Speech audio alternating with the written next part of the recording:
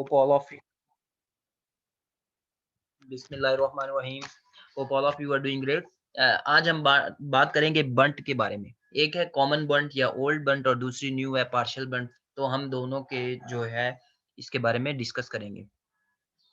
Common bunt, old bunt, hill bunt, stinking smut of wheat, ये तमाम एक ही चीज़ों के नाम है.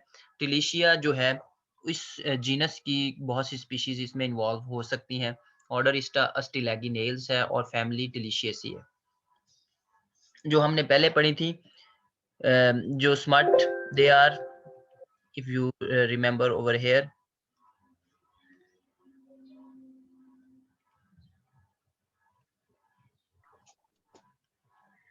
One minute.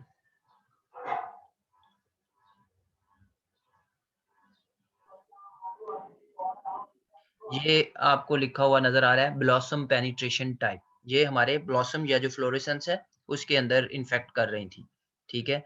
अब जो हमारे पास नई चीज आई है that is seedling penetration type.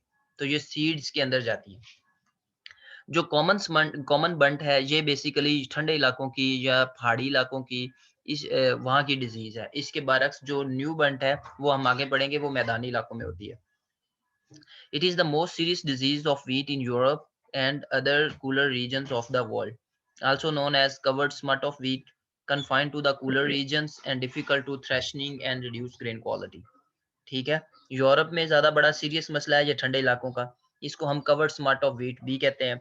Confined to the cooler regions, क्योंकि पहाड़ी इलाके मोस्टली ठंडे होते हैं, या जैसे यूरोप है या ऊपर हमारे पास जो पोल्स के सराउंडिंग है वहां पे ये ज़्यादा सीरियस अटैक करती है.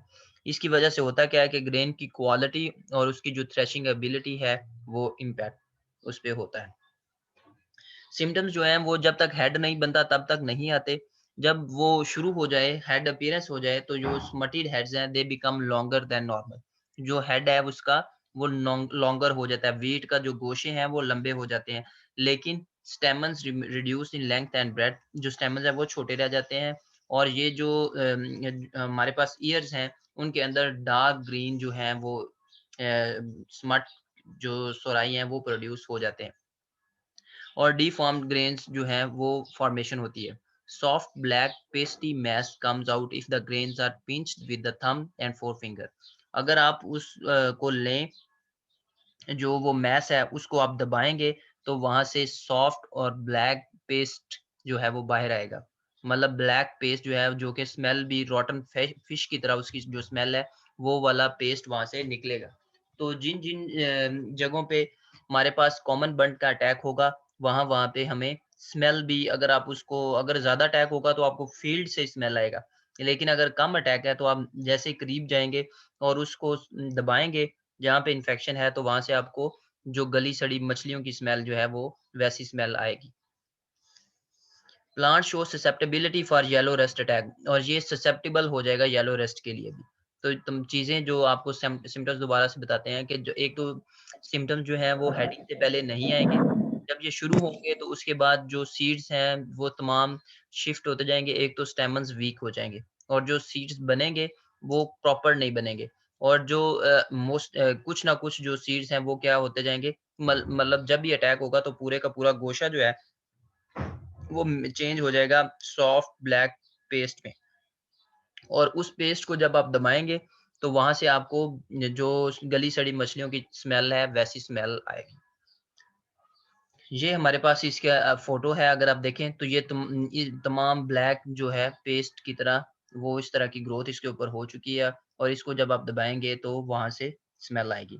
ये जब अटैक होता है तो मोस्टली पूरे का पूरा जो एक गोशा जो हेड है वो इन्फेक्ट हो जाता है. उसमें से कुछ नहीं बचता. स्टार्ट में कुछ हो सकते हैं लेकिन इन द लॉन्ग रन ये तमाम जो है ये पूरे का पूरा जो हेड है that is going to be infected. अगर हम बंट के स्पोर्स की बात करें तो इनकी शक्ल इस तरह की होती है. हेल्दी ग्रेन्स इस तरह के हैं और जो after the bunt attack the deform grains are like this. ठीक है. डिजीज साइकिल की बात करें तो स्पोर्स जो हैं वो सीड के ऊपर या प्रेजेंट इन द सॉइल, यानी कि किसी भी तरीके से सीड के रास्ते, या वो सीड जब नीचे चला जाएगा वो जो स्मट के स्पोर्स हैं वो सॉइल के साथ साथ किसी भी रास्ते वाया सॉइल प्लांट तक पहुंच सकते हैं.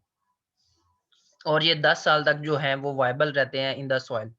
हाई रिलेटिव ह्यूमिडिटी जो है वो मोस्ट ऑफ द डिजीजेस जो हैं वो उसमें वो उनको हेल्प आउट करती है, और temperature 18 to 20 degree Celsius is good. मतलब ये है कि हमारे यहाँ सर्दियों में वीट लगती है, तो जिस वक्त वीट लगती है वो टेम्परेचर 18 से 20 डिग्री सेल्सियस होता है। मे बी अगर नहीं होता तो दिसंबर के से शुरू होके मतलब दिन के टेम्परेचर जो है वो वेरी सूटेबल है। अगर बारिश हो जाए तो और वहाँ पे इनोकुलम मौजूद हो तो इसका अटैक हो सकता है।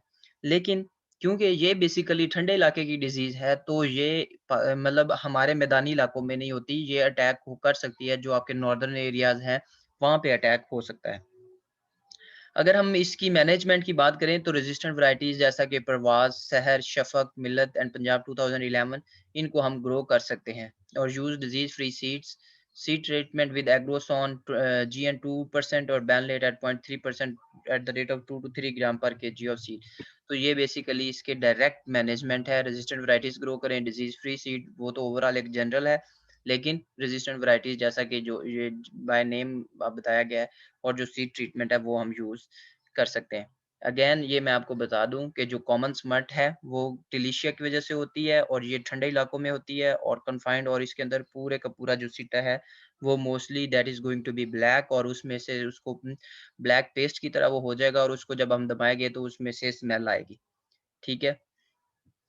अब the next one is the new bent or kernel bent or the partial bent of wheat. It is due to the Nuvosia indica Astylaginales इसका ऑर्डर है, फैमिली टिलिशियसी भी सेम है, ये लोकल पेनिट्रेशन टाइप है। ठीक है, वो जो थी वो हमारे पास सीडलिंग पेनिट्रेशन टाइप थी। अब पूरे की सीड पूरे का पूरा सीडलिंग जो है वो, और अगेन सीडलिंग से उसका कनेक्शन था, ये लोकल है, और ये बाय एयर मोस्टली अटैक करती है, और ये पूरे का पूरा हेड जो है उसको इन्फेक्ट नहीं करती, बल्कि कुछ दानों को इन्फेक्ट करेगी, कुछ को नहीं करेगी। Discovered in 1931 on wheat grown near Karnal, India. India में इलाका है करनाल, वहाँ पे ग्रोन व्हीट में से 1931 में से ये डिस्कवर हुई, इसीलिए इसे करनाल बंट कहते हैं। पार्शियल बंट इसको इसलिए कहते हैं क्योंकि इसमें पूरे का पूरा जो सिटा है वो इन्फेक्ट नहीं होता, और न्यू बंट भी इसका नाम है। Found in all major wheat growing states of India as well as in Pakistan, Iraq, Mexico, Afghanistan and other warm regions. तो ये warm regions की है, वो cold regions की थी। Losses ranging from 20 to 40%, अगर नुकसान ज़्यादा होता रहे तो 20 से 40% नुकसान हो सकता है। अब सिम्पटम्स क्या है कि फ्यू सीड्स जो हैं वो इन्फेक्ट होंगे, जबकि इस दूसरे में पूरे के पूरे जो सीड हैं वो इन्फेक्ट हो रहे हैं। Not all heads on a single plants are infect, तो तमाम जो हैं वो हेड्स जो है इन्फेक्ट नहीं होंगे। Disease is difficult to detect, क्योंकि प्रॉपर यानी कि तमाम के तमाम सिटे नहीं होते, तो इस वजह से डिफिकल्ट टू डिटेक्शन में डिफिकल्टी हमें आती है। Only a part of the germ end converted into a black powdery spore mass, जो ऑन सिर्फ जर्म एंड का जो पार्ट है वो that will be converted into a black powdery spore mass. Extreme cases the entire kernel is converted into spores. तो ये हमारे पास इसके spores हैं। Then if we talk about this, ये देखें कुछ जो है वो हमारे पास healthy हैं और कुछ में disease आ चुकी है। ये हमारे पास करनाल बंट है, इसमें देखें मोर देन 50% सीड्स हेल्दी हैं, लेकिन बहुत में नुकसान है। ये dwarf bunt something common bunt, तमाम चीज़ें जो हैं वो नुकसान हो चुका है। So we are considering the Karnal bunt and the common bunt, इनमें डिफरेंस आपको बड़ा वाज़ेह है। इसमें तमाम के तमाम seeds are going to be infected and here few are infected. Disease की बात करें, न्यूवोसिया इंडिका के अलावा टिलिशिया इंडिका भी इसको हम कहते हैं, and it is spread by spores. और ये स्पोर्स जो हैं वो सॉइल के अंदर भी जा सकते हैं, लेकिन इसके अलावा बेसिकली ये जो है ये by the help of air currents के ज़रिए ये जो स्पोर्स हैं ये पहुंच सकते हैं हेल्दी प्लांट्स के ऊपर, और ससेप्टेबल के ऊपर जाएंगे तो वहां से डिजीज हो जाएगी। Uplifted during the burning of wheat fields and areas downwind may become contaminated if the spore remains viable. ठीक है, तो अगर स्पोर्स वाइबल हों तो उसके बाद ये नुकसान कर सकते हैं। टेम्परेचर 15 से 25 and relative humidity is more than 82 degree 82%। अब ये बात उस इधर हमारे इलाके में बड़ी फिजिबिलिटी के अगर हिसाब से देखें तो सर्दियों में हमारा टेम्परेचर 15 से 25 होता है, 15 इज कॉमन, और अगर वहाँ पे बारिश आ जाए और इनोकुलम मौजूद हो तो इसका अटैक हो सकता है। तो आपको ये चीज़ें ज़हन में रखनी है कि जहाँ पे स्मट का अटैक होता है इसका मतलब है वहाँ पे इनोकुलम मौजूद है, अगर टेम्परेचर लो हो और बारिश हो तो आप उसको उससे पहले बचाव के लिए यानी कि एहतियाती तदाबीर इख्तियार कर सकते हैं। इफ़ वी टॉक अबाउट यानी कि सॉइल से शुरू करें तो ये हमारे पास इन्फेक्टेड कर्नल्स थे, दे गो डायरेक्टली यहाँ से ये जाके ये अटैक कर सकते हैं। एक तो ये तरीका है, लेकिन ये क्योंकि सिस्टेमिक नहीं होती तो mostly it will go like here and germinate, spore germinate करेंगे एंड स्पोरिडिया, सेकेंडरी स्पोरिडिया प्रोड्यूस करके वो फ्लावर्स जो हेड बनेगा तो वहाँ पे अटैक करेगा। जो फ्लावर्स जो अटैक करेंगे फ्लावर्स हेड में फ्लावरिंग स्टेज के दौरान तो तमाम के तमाम इन्फेक्ट नहीं होंगे, लेकिन कुछ ना कुछ हिस्से इन्फेक्ट हो जाएंगे और ये सिलसिला इसी तरह चलता रहेगा।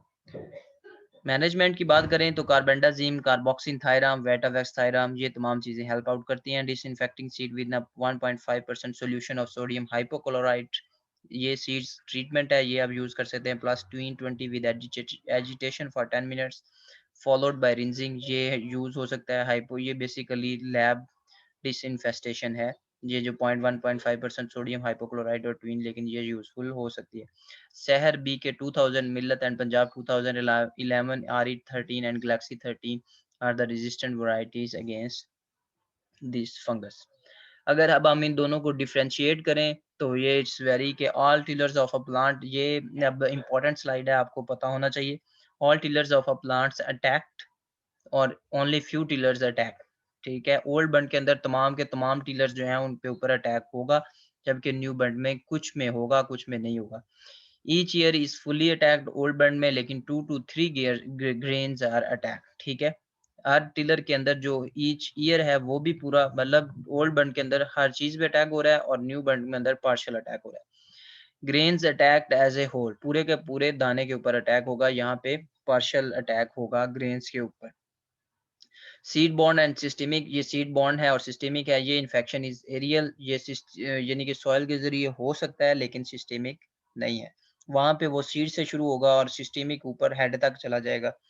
ये फाउंड इन जो ओल्ड बंट है वो हिली एरियाज में होती है और न्यू बंट जो है वो प्लेन्स के अंदर होती है। It is distributed world wide, that the new bunt is only restricted to the warmer areas. इसमें जो ओल्ड बंट है उसके स्पोर्स जो हैं वो स्मॉलर इन साइज हैं और जो न्यू बंट है इसके जो स्पोर्स हैं they are double in size. Sporidia are in pairs in the old bunt, while new bunt no pairing of the sporidia is seen. So ये डिफरेंस है बेसिकली, आपने इसको याद करना है। एंड और कोई क्वेश्चन है तो प्लीज डू आस्क।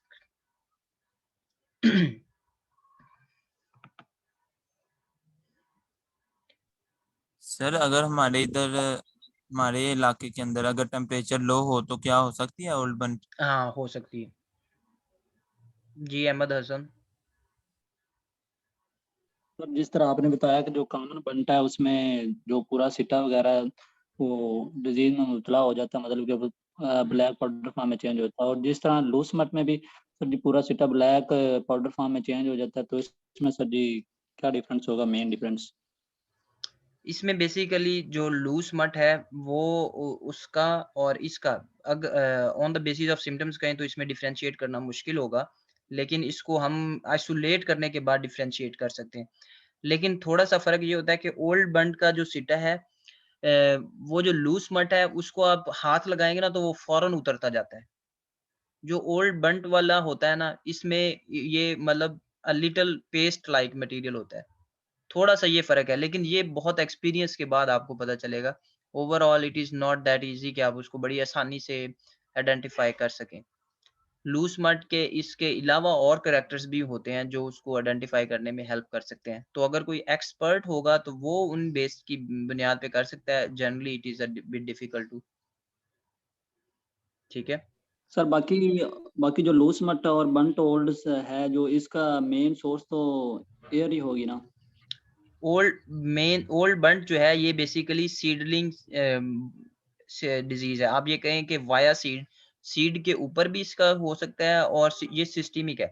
ये सिस्टम के अंदर से होती हुई जाएगी, मतलब ये इसका रिजल्ट तब तक नहीं आएगा जब तक हेड नहीं बनेगा, लेकिन जो अटैक है वो ऑलरेडी हो चुका होगा नीचे से। तो old bunt is a sir bit वो तो डिफरेंट। जी जी। उस तरह जो लूस मट है उसमें भी सर जी हमें तो उस टाइम पता चलता है ना, जब हम नेक्स्ट टाइम कास्ट करते हैं तो नेक्स्ट ईयर हमें पता चलता है। नहीं, जो लेकिन जो ओल्ड लूज बनता है मट इसमें भी जो लूज मट है वो बेसिकली एरियल है, ठीक है। ये जो है ये बेसिकली सीडलिंग पेनिट्रेशन टाइप है। यस। और सर एक और क्वेश्चन था, आपने बताया कि रेजिस्टेंट वैरायटी में सर जी जो कुछ आपने वैरायटीज के नाम बताया, उसके अलावा सर जी कुछ वैरायटीज हैं गाजी, फखरे बकर, अकबर वगैरह, वो सर जी रेजिस्टेंट नहीं है? नहीं, ये जो है उनका इनके ऊपर ट्रायल्स नहीं हुए और वो हमारे पास उनका डाटा मौजूद नहीं है। आई थिंक अगर कोई किसी ने ट्रायल्स किए हों, क्योंकि वो 2013 के बाद आई हैं ये तमाम वैराइटीज़ जो आप बात कर रहे हो, तो उनकी जो है या तो ट्रायल हों तो उसके बाद हम कह सकते हैं। अभी हमें नहीं पता कि उनके ऊपर ये अटैक होता है या नहीं होता। Okay sir, thank you. Welcome. Excuse me sir. जी, जी। सर हमने जब स्मट के बारे में पढ़ा था तो सर उसके अंदर हमने ये भी पढ़ा था कि स्मट की जो फंगस होती है ये इसके सीड के अंदर जो यानी कि वो रहती है और नेक्स्ट ईयर यानी कि वो अटैक करती है। हुँ, हुँ। तो सर अगर देखा जाए तो वो भी तो सर सीड के अंदर यानी कि खुद को सेव कर लेती है ना, अपने आप को यानी कि स्टोर हाँ, करती है। बिल्कुल कर लेती है, इसमें कोई करती तो सर उसको हम सीडलिंग क्यों नहीं कहते, यानी कि वो भी तो सीड के अंदर ही यानी कि अपने आप को स्टोर करती है ना। ये जो ओल्ड बंट होती है, ये इसमें ये है ही ये पेनिट्रेट करती है सीड के अंदर। जो लूस मट है ना, ओवरऑल जो लूस मट है, वो जाती ज़रूर है सीड के ज़रिए, लेकिन उसके अलावा वो एयर यानी कि एयर करंट्स के ज़रिए भी जा सकती है। मतलब उसका जो अटैक है, वो by the help of air जो है वो भी हो सकता है। इसमें जो है ये मोस्टली वाया सॉइल और गो थ्रू द सीड, ये इसमें थोड़ा-सा डिफरेंस है।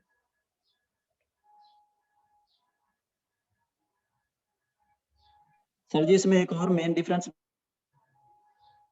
हुँ, हुँ। हेलो। जी।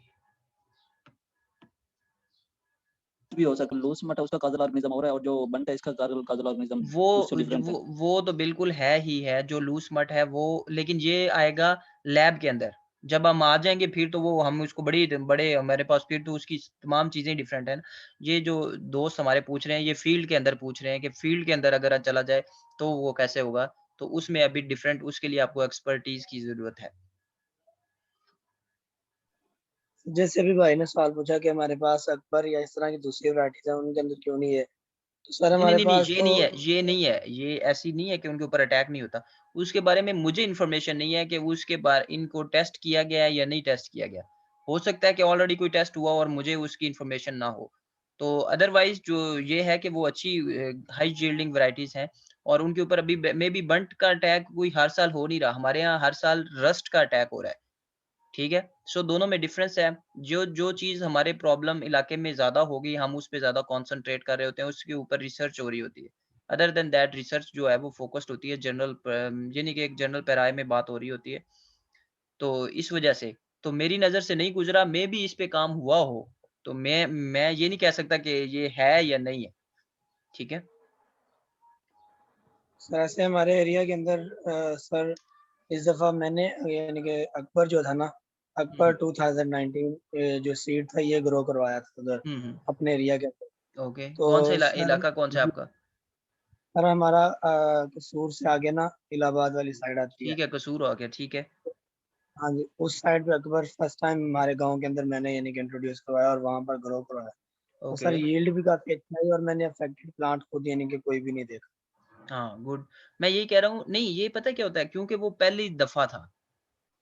ठीक है? जब आप पहली दफ़ा कोई चेंज करते हैं तो उसके ऊपर अटैक के चांसेस कम होते हैं, क्योंकि एक तो वो नया होता है, लेकिन नेक्स्ट टाइम ये हो सकता है और मेबी ये भी हो सकता है कि इनोकुलम वहाँ पे ऑलरेडी मौजूद ना हो।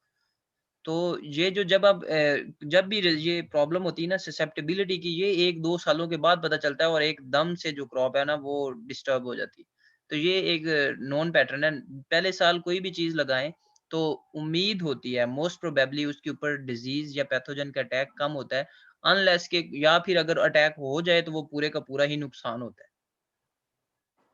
नहीं सर, वहाँ पर भी अगर हमारे पास स्मार्ट के जैसे हम कह रहे हैं कि वो ब्लॉसम है, तो हुँ, सर हुँ। वहाँ पर एयर के थ्रू या विंड के थ्रू हमारे पास आ सकते थे ना कुछ हाँ, यानी लेकिन कि वही फंगस। वही ना वही लेकिन आपने नया सीड लिया, सीड ऑलरेडी इन्फेक्टेड नहीं था, ये एक चीज़ हो गई, ठीक है? दूसरा अगर सॉइल में कोई मौजूद भी था तो वो बहुत रेयर होगा, मतलब अगर आपने उसकी अच्छी ट्रीटमेंट की तो उसको आप कर सकते हैं। अब प्रॉब्लम ये होगी कि अगर इस साल की इन्फेक्टेड वीट का पता ना चले और अगले साल आप उसको ग्रो करेंगे तो वो तो बहुत ज्यादा नुकसान करेगी। ठीक है। यस। जी। तो चले सर हम इसके किस तरह से चेक कर सकते हैं कि हमारे पास ये जो इस दफ़ा हमारे पास यील्ड आई है, हम्म, उसके जो सीड्स हम क्योंकि अक्सर हमारे पास पाकिस्तान में यही होता है ना कि जो यील्ड वो आती है उसमें से हम जो रख सकते हैं। सीड होते हैं उसको स्टोर कर लेते हैं। बिल्कुल तो बिल्कुल। सर किस तरह से हम चेक कर सकते हैं कि वो सीड हमारे पास अफेक्टेड है या नहीं? नहीं, वो सीड की पता चल जाता है, लेकिन जो जो आपकी ये जो यील्ड आई है hopefully it is going to be disease free, क्योंकि एक तो ये पहले साल आपने लगाई है। दूसरा ये होता क्या है कि हर साल अगले साल अब इस साल आपकी जो यील्ड आई है ना, ये एक पोटेंशियल है। कितने की मन आई है? 50 मन आई है, कितने मन आपकी यील्ड आई? 55 मन आई है? 50 50 50 मन। में। अब 50 मन पाकिस्तान के हिसाब से ठीक है। अब इसको आप कंसीडर कर सकते हैं। लेकिन अगले साल यही बीज लगाने से अगर आपकी जो व्हीट है वो कम हो रही है, मतलब 40 मन अगर आ जाती है, तो उससे अगले साल आपको ये वाला सीड नहीं लगाना चाहिए। वो जो यील्ड है वो वहाँ से आप किसी और से बाय करें और वो आप लगाएँ। अब जब तक ये 50 मन से ऊपर आती रहे, तो इसका मतलब है कि मोर और less it have the potential to give you the good yield. बाकी और डिजीज़ का जो है वो आपको वैसे ही पता चल जाएगा, अगर डिजीज़ आएगा तो पौधा डी शेप होगा या उसमें उसके अंदर कुछ ना कोई प्रॉब्लम्स होनी शुरू हो जाएगी। होता ये है कि जो हमारे पास पुराने लोग हैं, वो अपने ही मतलब वो सम टाइम इन चीज़ों की केयर नहीं करते, और जिनके पास थोड़ी-थोड़ी ज़मीन होती है ना, 1 एकड़, 2 एकड़, वो बेचारे उनके पास इतने वसाइल नहीं होते, उन्होंने वो ही रखना होता है और उनको इतनी गाइडलाइंस भी नहीं होती और उनकी नंबर ऑफ फार्मर्स वो बहुत ज़्यादा हैं। तो वो कहीं न कहीं से वही जो सीड है जब वो कम भी होती हैं तो वो उसको बेचते नहीं कि ये यूज़ हो जाए और अगले साल नया ले लें, वो उसको रख लेते हैं और फिर अगले साल जब वो लगाते हैं तो फिर नुकसान जो है वो ज़्यादा होता है और फिर वो वहाँ से स्प्रेड भी हो जाती है, तो बाकियों का भी नुकसान होता है। सर इस तरह हम जिस तरह वो sir doctor Jamil sir Shafi sahab ने सीड बताया था कि ट्रीटमेंट जो कर लूज मेट है ना, हाँ, सीड ट्रीटमेंट कर सकते हैं, ये इफ़ेक्टिव है। एक बंदा बात जो करेगा लूज तो समझ आएगी।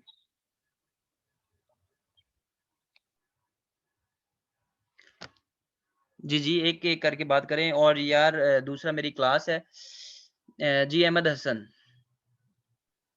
सर जिस तरह हमें पहले सर डॉक्टर जमील शफी साहब ने बताया था कि जो हुँ। लूज मट है ना उसका आइसोलेशन करते हैं फंगल पैथोजन की, तो वो उसको इनक्यूबेटर वगैरह में रखते हैं और बाद में पेट्री डिशेस वगैरह में रखते हैं, तो और उसका फंगस ग्रो कर जाए तो उसको चेक करते हैं कि कौन सी फंगस है। इस तरह इसको भी कर सकते हैं या इसका बिल्कुल, कोई और बिल्कुल कर मेथड है? सकते हैं, बिल्कुल कर सकते हैं।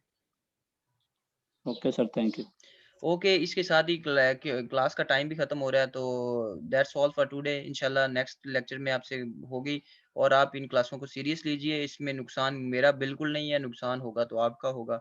Good luck to all of you. See you in the next class.